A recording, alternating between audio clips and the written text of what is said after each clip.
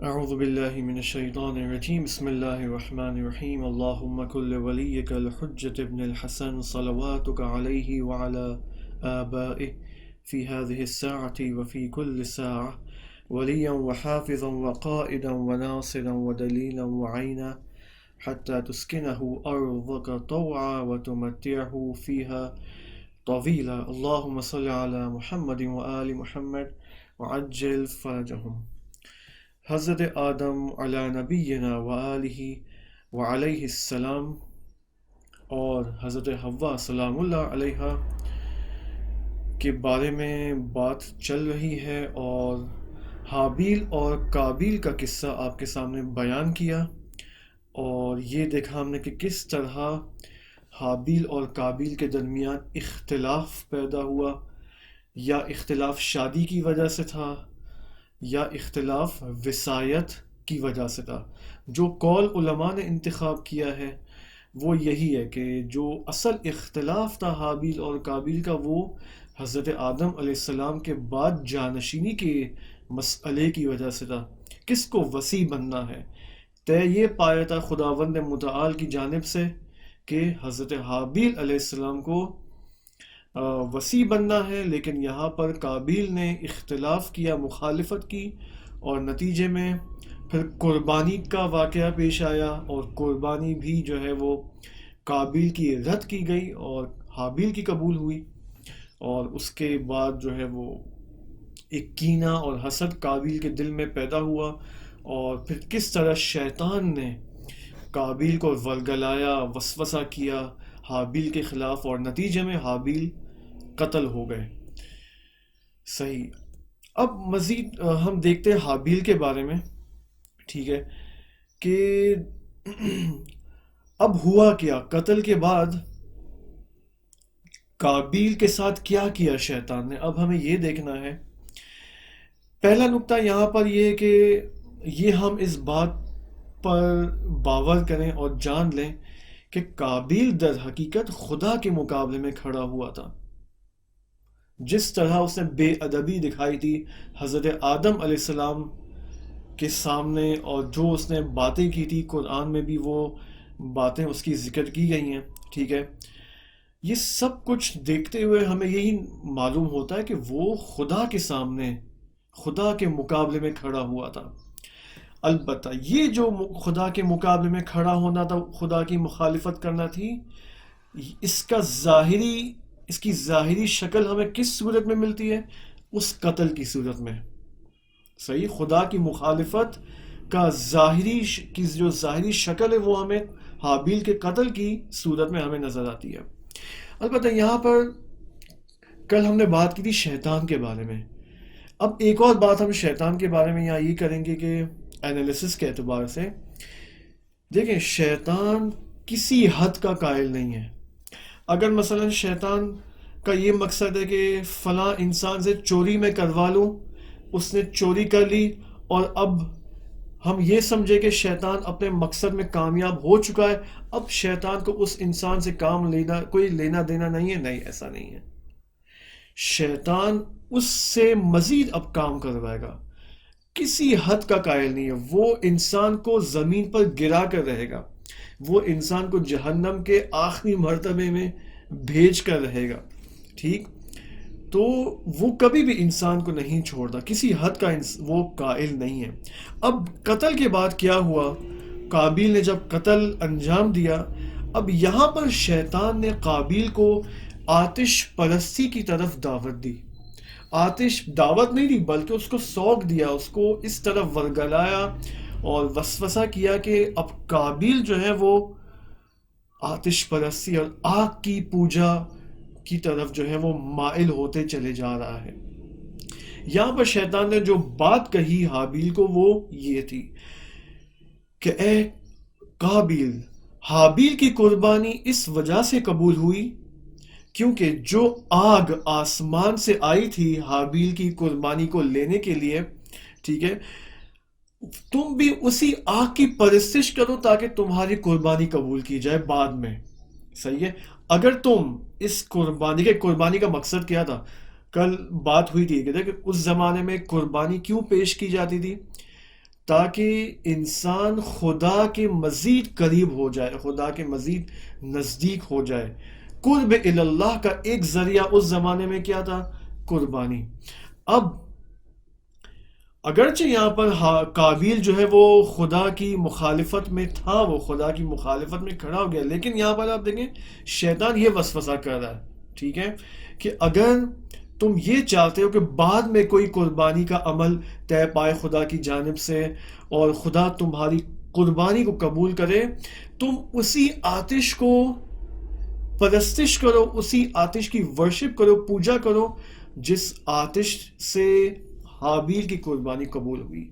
اگر تم نے یہ کام کیا تو اگلی دفعہ تمہاری قربانی بھی قبول کی جائے گی۔ اب یہاں پر قابیل نے شیطان کی بات مانی، اس کی بات میں آ گیا، اور نتیجے میں قابیل ایک آتش پرست بن گیا، اور اس نے ایک عبادت گاہ بنائی، بیت النار، آگ کا گھر اس نے بنایا، آتش کا گھر اس نے بنایا جہاں پر آتش اور آگ کی پوجا کی جاتی ہے، صحیح۔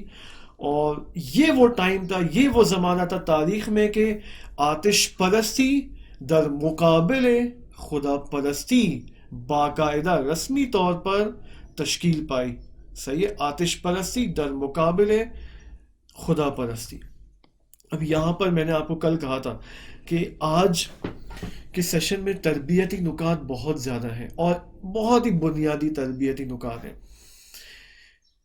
اسی قابیل اور حابیل کے قصے سے۔ ایک سب سے پہلا تربیتی نکتہ یہ ہے کہ دیکھیں، اچھا اس سے پہلے میں ایک اور تاریخی نکتہ بتا دوں، وہ لاش کے اعتبار سے، وہ لاش کا کیا کیا صحیح ہے قابیل نے۔ اب قابیل نے دیکھا کہ دیکھیں موت کا تصور تو اس زمانے میں تھا نہیں، کیونکہ کسی کی موت واقع نہیں ہوئی تھی، قتل کسی کا ہوا نہیں تھا کہ انسان اس لاش کا کوئی علاج کرے۔ اب وہ کیا کر رہا تھا قابیل لاش کو یہاں وہاں لے جا رہا تھا، وہ کنفیوز تھا، میں کیا کروں اس لاش کے ساتھ، کبھی یہاں لے جا رہا ہے اپنے ساتھ، کبھی وہاں لے جا رہا ہے، آدم سے چھپانا چاہ رہا ہے، حوا سلام اللہ علیہ سے چھپانا چاہ رہا ہے، وہ نہیں چاہ رہا کہ یہ آشکار ہو یہ ماجرا، اگرچہ بعد میں آشکار ہو جاتا ہے۔ تو وہ حابیل کے جنازے کو یہاں وہاں جو ہے وہ لے جا رہا ہے۔ اب خدا نے یہاں پر ایک کام کیا، خدا نے ایک کوے کو بھیجا یہاں پر، ٹھیک ہے، تاکہ اسے سکھائے کہ دفن کس طرح کیا جائے، ایک لاش کو، ایک جنازے کو دفن کس طرح کیا جاتا ہے۔ اب کوے کو خدا نے یہاں پر بھیجا۔ سورہ مائدہ کی آیت نمبر 31، بسم اللہ الرحمن الرحیم، فَبَعَثَ اللَّهُ غُرَابًا يَبْحَثُ فِي الْأَرْضِ لِيُرِيَهُ كَيْفَ يُوَارِي سَوْءَةَ أَخِيهِ قَالَ يَا وَيْلَتِي أَعَجَزْتُ أَنْ أَكُونَ مِثْلَ هَذَا الْغُرَابِ فَأُوَارِيَ سَوْءَةَ أَخِي فَأَصْبَحَ مِنَ النَّادِمِينَ۔ صحیح ہے، اب یہ اسی کوے کا ہی قصہ بیان کیا جا رہا ہے۔ اب دیکھیں کوے کا کام کیا ہوتا ہے، کوے کا کام یہ ہوتا ہے کہ جب کوئی غذا ایک کوے کے ہاتھ لگتی ہے تو اس کا کام یہ ہوتا ہے کہ وہ اس غذا کو زمین کے نیچے جو ہے وہ دفن کرے، زمین کو وہ کھودے گا کچھ حد تک اپنے اندازے کے مطابق، اس غذا کے مطابق، اور اس غذا کو زمین میں ڈالے گا اور اس کے اوپر مٹی اور خاک کو پھر ڈالے گا۔ اب یہ عمل کوے نے قابیل کے سامنے انجام دیا، ٹھیک۔ اب قابیل نے جب یہ عمل دیکھا کوے کا تو وہ اپنے آپ سے یہ کہنے لگا کہ میں کیا اس کوے سے کم تھا؟ کیوں میں نے اپنی عقل کو استعمال نہیں کیا؟ میں تو اس سے زیادہ بڑا ہوں، میں تو انسان ہوں، وہ تو کوا ہے، اب یہ مجھے سکھائے گا کہ میں کس طرح دفن کروں۔ تو یہ اس کو اپنا غرور یاد آ گیا، اپنے تکبر۔ خوب، ایسا اتفاقاً ایسا ہوتا ہے، ہم سب کے ساتھ بھی ایسا ہوتا ہے، بعض اوقات ایک سادہ سی چیز ہوتی ہے جو ہمیں سمجھ میں نہیں آتی، خدا کی طرف سے کوئی سبب بنتا ہے، کوئی سبب تشکیل پاتا ہے، اور اس سبب کے ذریعے ہم اس سادہ سی چیز کو پھر سمجھ جاتے ہیں، اور پھر ہمیں ذہن میں آتا ہے او یہ تو ایسا تھا، ٹھیک ہے۔ اب یہاں پر تربیتی نکتہ کیا ہے؟ یہاں پر تربیتی نکتہ سب سے پہلا یہ ہے کہ دیکھیں اس عالم میں اس عالم میں جو کچھ رونما ہوتا ہے، جتنے بھی حوادث آپ کے سامنے رونما ہوتے ہیں، حوادث سے مراد آپ کے ذہن میں یہ نہیں ہے کوئی بڑا حادثہ، صحیح ہے؟ حوادث سے مراد کوئی مثلا کورونا وائرس نہیں ہے، یا مثلا کوئی اس طرح کے حوادث جو آپ کو ڈیلی نیوز میں آپ کو نظر آتے ہیں، یہ حوادث فقط مراد نہیں ہے، کوئی بھی حادثہ ہو، کوئی بھی حادثہ ہو، مثلا آپ ٹھیک ہے کسی اپنے گھر کے نیچے محلے میں کھڑے ہوئے ہیں، ٹھیک ہے، اور راستے میں سے کوئی شخص گزرتا ہے، ٹھیک ہے، اب بہت سارے لوگ گزر رہے ہیں آپ سے، عبور کر رہے ہیں آپ سے، لیکن بعض اوقات ایسا ہوتا ہے کہ انسان متوجہ ہوتا ہے کسی خاص شخص کی جانب، ممکن ہے وہ شخص اس کا جاننے والا نہ ہو، لیکن انسان پھر بھی متوجہ ہوتا ہے۔ اب ممکن ہے یہاں پر یہ جو متوجہ ہو رہا ہے، آپ جو متوجہ ہو رہے ہیں اس شخص کی جانب، اگر آپ اس کو نہیں بھی جانتے، ممکن ہے یہاں پر کوئی پیغام ہو آپ کے لیے۔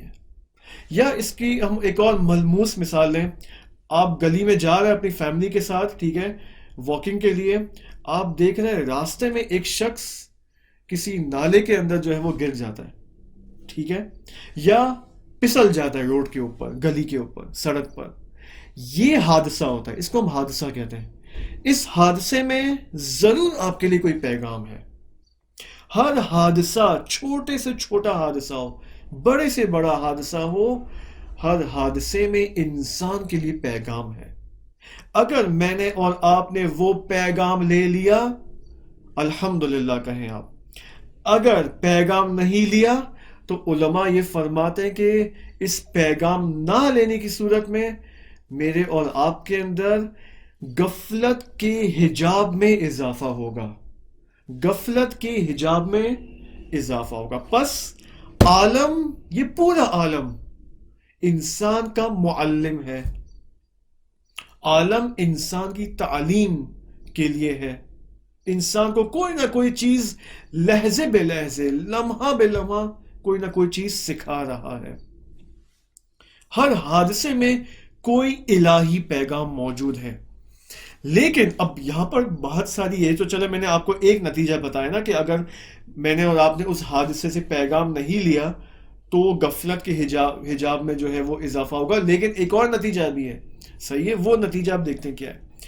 اگر انسان نے اسی وقت اس پیغام کو لے لیا، اب یہاں پر بہت امپورٹنٹ ہے، صحیح ہے، میں گزارش کروں گا تو اس غور سے سنیں، اگر بر وقت لے لیا، ٹھیک ہے، پیغام کو اس حادثے سے، تو بہت اچھی بات ہے، کوئی پرابلم نہیں ہے۔ لیکن نارملی کیا ہوتا ہے، یوزولی کیا ہوتا ہے، ٹھیک ہے، یوزولی ہوتا یہ ہے کہ جب ہمیں کسی چیز کی ضرورت محسوس ہوتی ہے، اس کو ہم کہتے ہیں فارسی میں احساس نیاز، ٹھیک ہے، احساس نیاز۔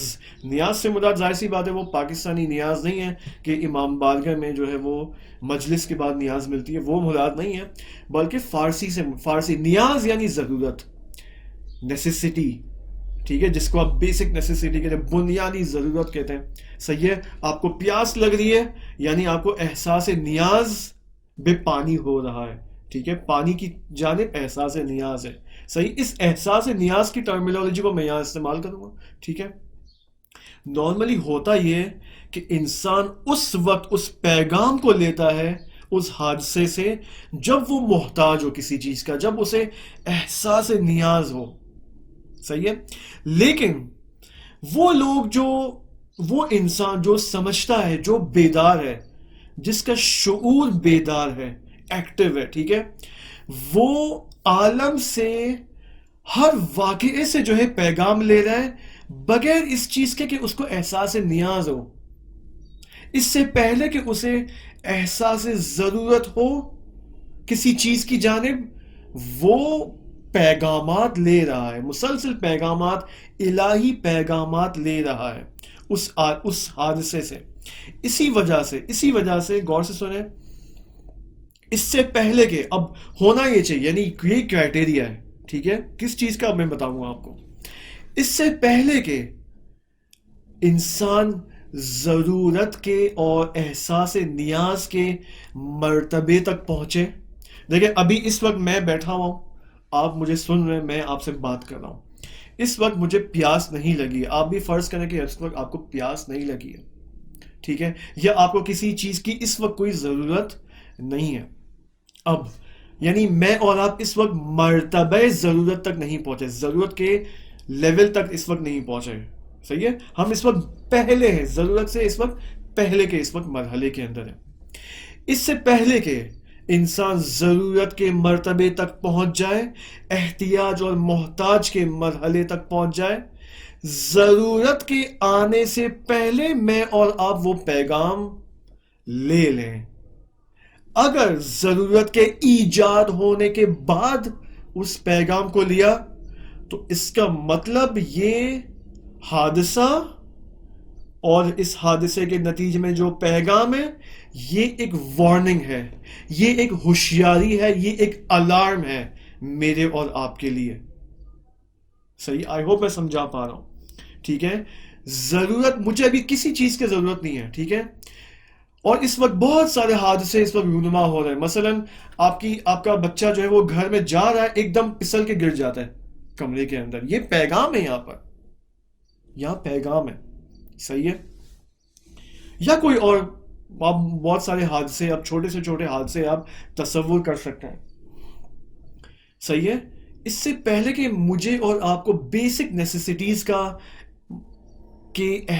احساس ہو، احساس نیاز ہو، ٹھیک ہے، مجھے اور آپ کو یہ چاہیے کہ ہم ہر حادثے سے پیغام لے لیں. اگر پیغام نہیں لیا اور میں مثلا، اب میں یہ بات اب کر دوں، ٹھیک ہے، یہ آخری بات ہے اس کی، اب الارم والی بات ذہن میں ہو، ٹھیک ہے، کہ اگر ضرورت کے آنے کے بعد میں نے وہ پیغام لیا تو یہ الارم ہے. کیا الارم ہے؟ وہ الارم اب یہ ہے کہ خداوند متعال کی سنت یہ ہے، خداوند متعال کا قاعدہ یہ ہے کہ جب انسان کو ضرورت کا احساس ہوتا ہے اور وہ پیغام نہیں لیتا ہے یا پیغام سستی سے لیتا ہے تو انسان کو خداوند متعال مشکلات میں، امتحانات میں، ابتلاءات میں مبتلا کرے گا تاکہ انسان پیغام لے اس حادثے سے یا جتنی بھی حوادث اس کے ارد گرد رونما ہو رہے ہیں. سمجھ رہے ہیں انشاءاللہ اس بات کو؟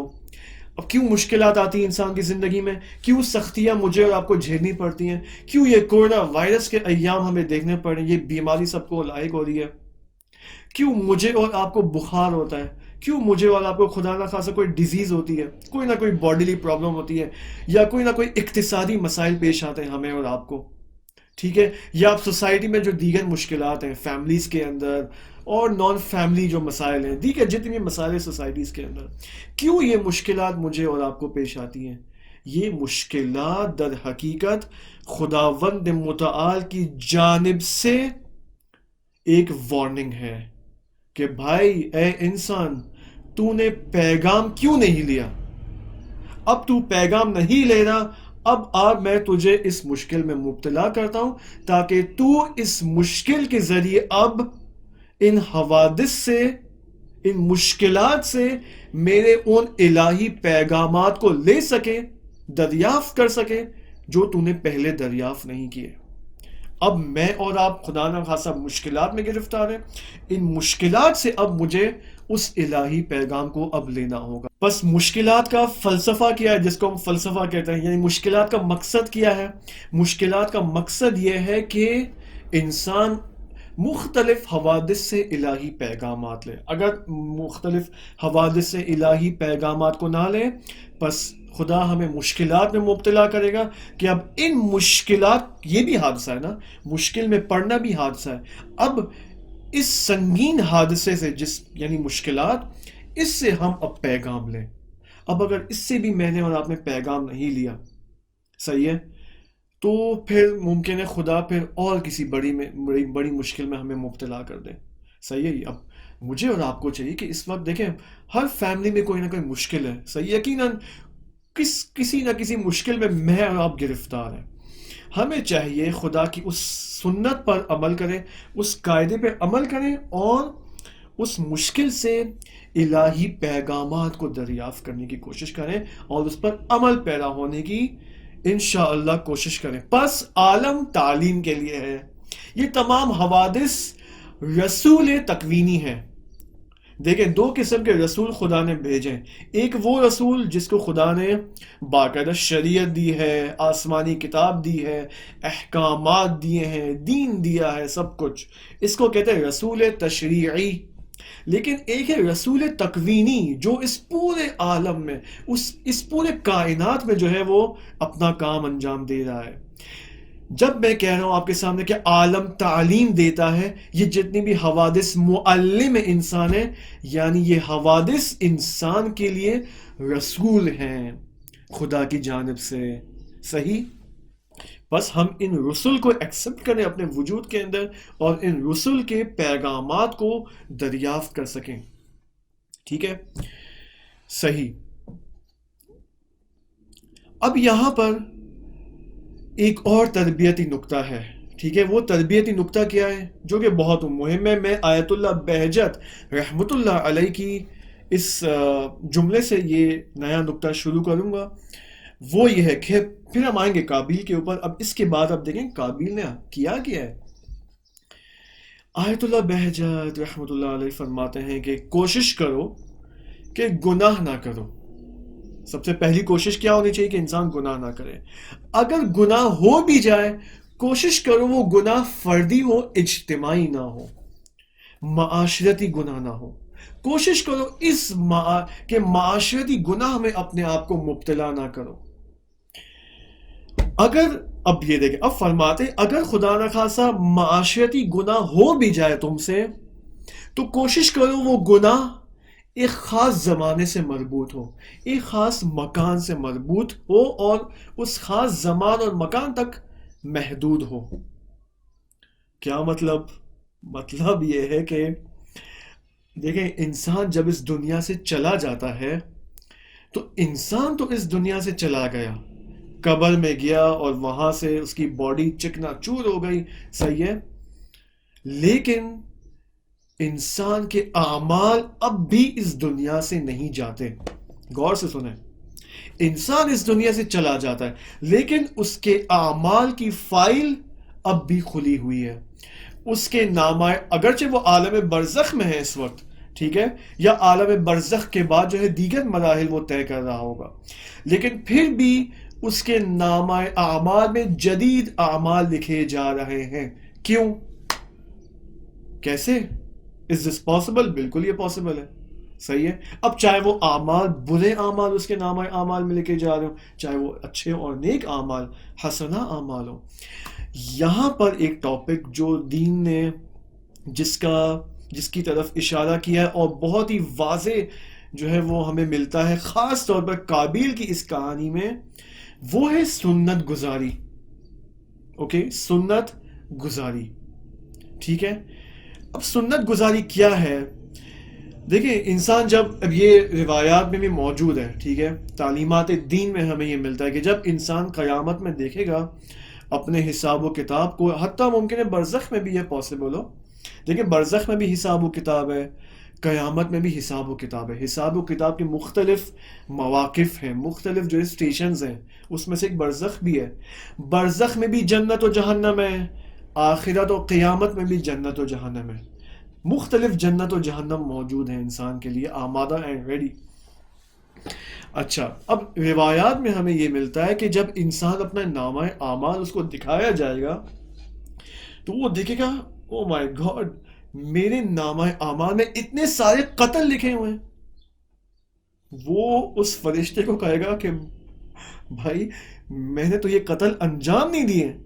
صحیح ہے؟ میں تو حتیٰ چھوٹے چھوٹے حیوانات سے اور حشرے سے جو ہے میں ڈرتا ہوں، چاہے جائے کہ میں کسی کا قتل کروں میں. تو یہاں پر اس سے خطاب کیا جائے گا. وہ خطاب یہ کیا جائے گا کہ بھائی اے انسان، تم ایک دفعہ اس میٹنگ میں موجود تھے، اس میٹنگ میں بہت سارے فیصلے کیے جا رہے تھے، ان فیصلوں کے نتیجے میں تم خاموش رہے یا تم نے اسمائل کیا، مسکرائے تم، کہ اس مسکرانے سے یا تمہاری اس خاموشی سے فیصلہ یہ لیا گیا کہ فلاں بندے کا جو ہے فلاں حشر کرنا ہے، فلاں بندے کا فلاں قتل کرنا ہے. صحیح ہے؟ تو یہ انسان کو کہا جائے گا، یعنی انسان ایک میٹنگ میں موجود ہے، میں ہمارے ساتھ ہوتا ہے روزمرہ، یہ ڈیلی بیسس میں یہ واقعات ہمارے ساتھ پیش آتے ہیں، ٹھیک ہے؟ اس کو ہم کہتے ہیں لوازم کار، یعنی بہت سارے کام میں اور آپ انجام دیتے ہیں. میں نے آپ کے سامنے ایک بات کی، ٹھیک ہے، یا میں آپ کے سامنے خاموش رہا، اس خاموشی سے بہت سارے لوگ مختلف نتائج نکال رہے ہیں.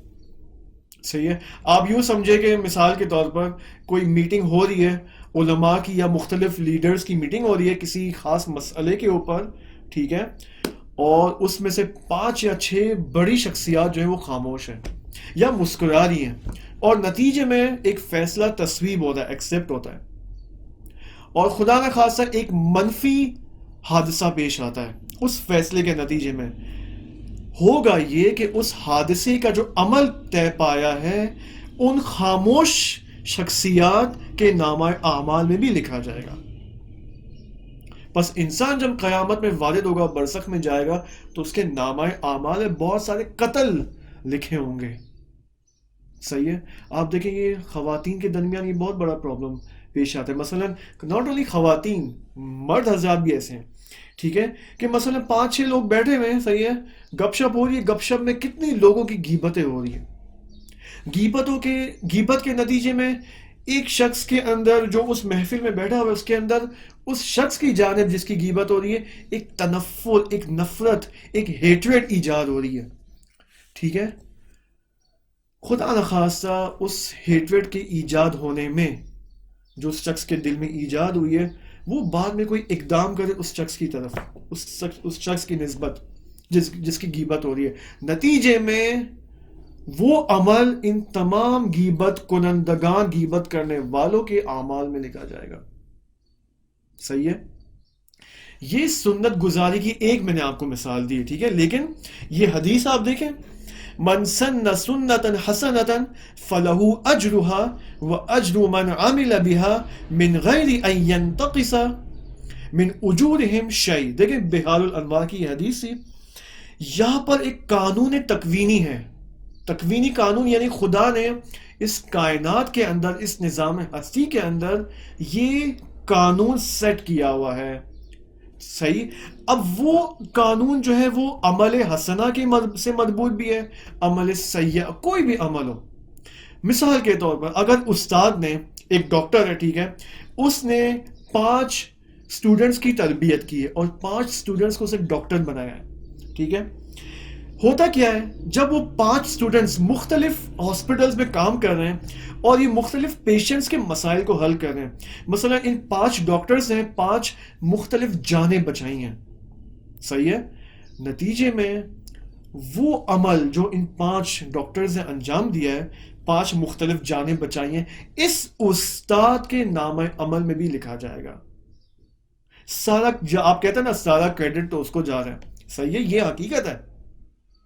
سارا کریڈٹ، سارا ثواب، سارا اجر اس استاد کو جائے گا جس نے ان 5 ڈاکٹرز کی تربیت کی ہے. دیکھیں یہ سنت گزاری کی ایک مثال ہے.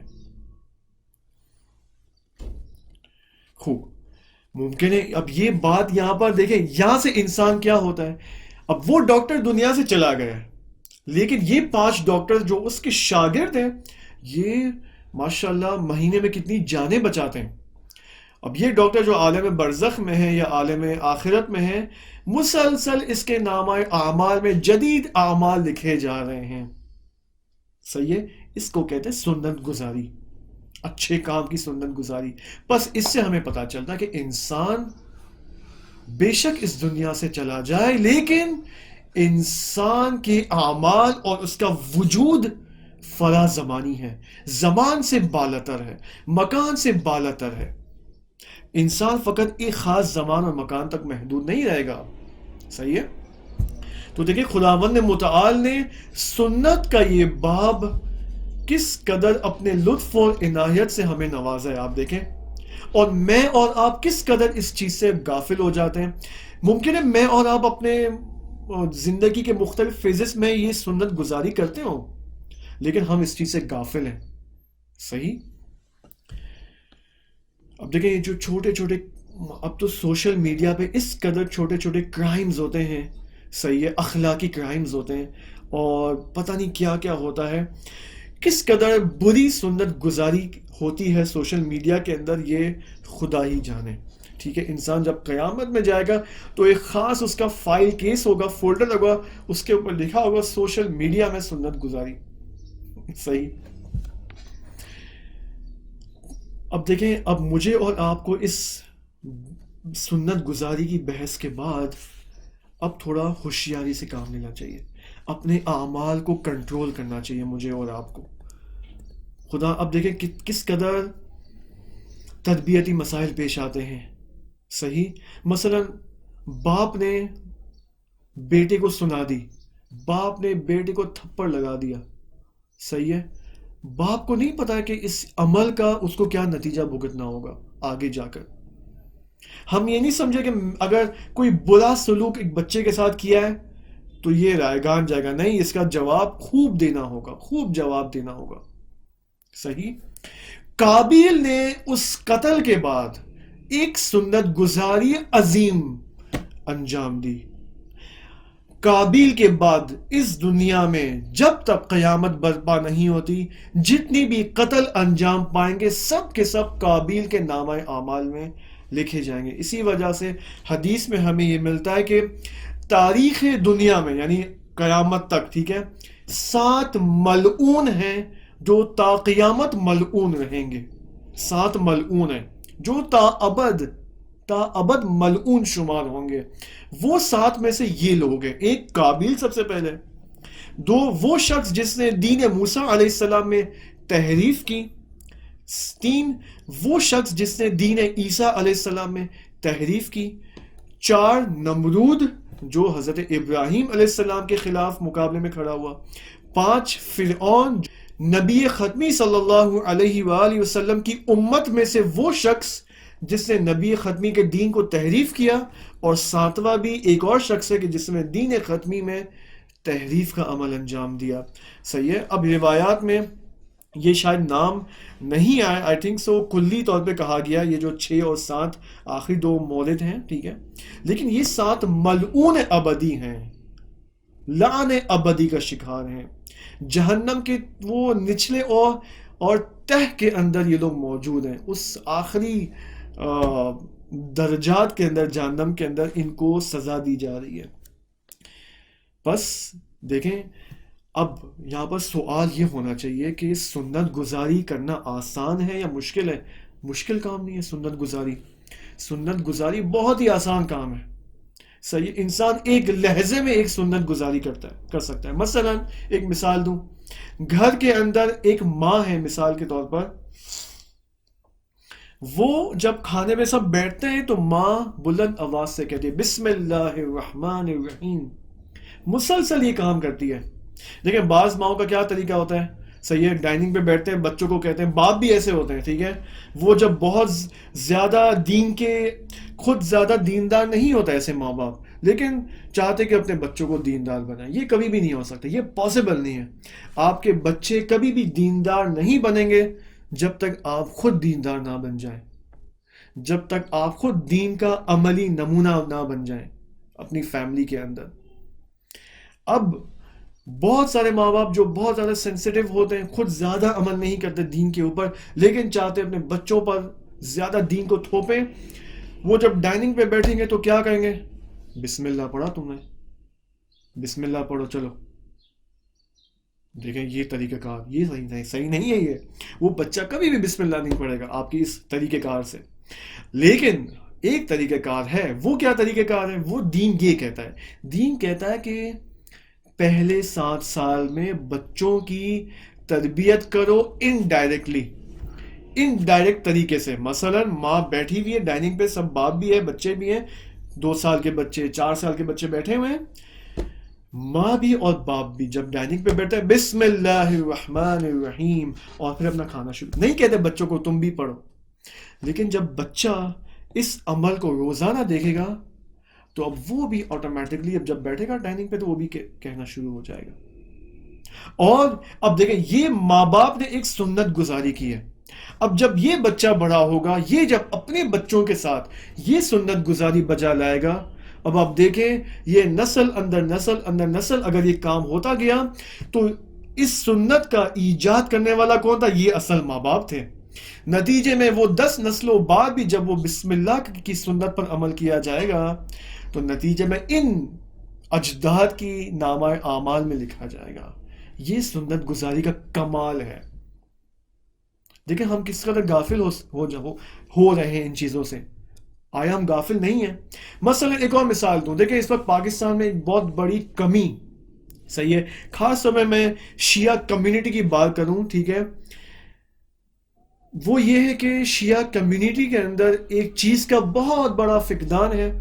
اور جو متدین گروپس ہیں، چاہے وہ مدارس ہوں، چاہے وہ مختلف انسٹیٹیوٹس ہوں، جن کا واقعا ایک خالص ہدف ہے کہ لوگوں کو دیندار بنائیں، ٹھیک ہے، لیکن وہ ایک چیز سے غافل ہے. وہ اس چیز پر اصلا کام ہی نہیں کر رہے جو کہ بنیاد ہے، ٹھیک ہے. وہ کیا ہے؟ بک ریڈنگ، کتاب خوانی.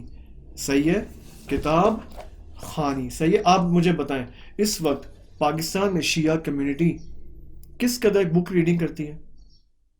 بہت کم، بہت کم. 1%، 2%، اس سے زیادہ نہیں، شاید 1% بھی زیادہ ہو. صحیح ہے. اگر کوئی شخص آئے، فار ایگزامپل ایک چھوٹی سی مثال دیتا ہوں، ٹھیک ہے، اپنے محلے کے اندر ایک شاپ بناتا ہے، اس شاپ کا نام کیفے ہوتا ہے اور بک ریڈنگ کیفے. صحیح ہے. بک ریڈنگ کیفے، اس میں ریلیجس بکس بھی ہیں، نان ریلیجس بکس بھی ہیں، ٹھیک ہے.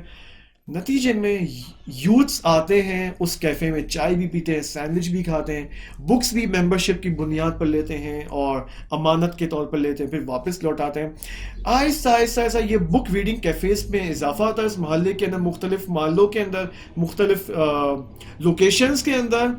نتیجے میں 10 سال بعد آپ دیکھیں، یا میں 10 سال نہیں 20 سال بعد آپ دیکھیں، وہ پوری سوسائٹی، وہ پورا محلہ کتاب خوان بن چکا ہے، بک ریڈر بن چکا ہے.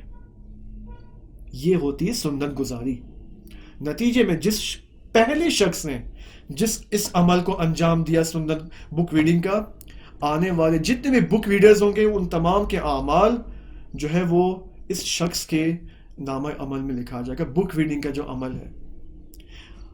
دیکھیں بہت سارے چھوٹے چھوٹے کام ہم کر سکتے ہیں، شاید ہم غافل ہیں. ضروری نہیں کوئی عمل بم. دیکھیں ہم جب ان چیزوں کے بارے میں سوچتے ہیں یار کوئی بڑا کام کرنا چاہیے، بھائی بڑا کام نہیں کریں آپ، یہ چھوٹے چھوٹے کام کریں. آپ چھوٹے چھوٹے کام کی سنت گزاری شروع کریں.